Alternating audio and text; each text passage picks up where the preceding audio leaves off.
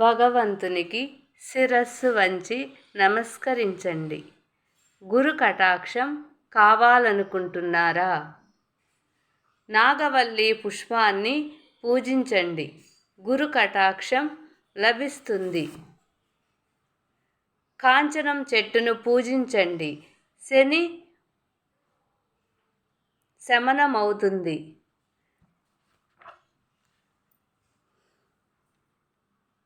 అక్షరాల ఆణిముత్యాలను ఆదరించండి.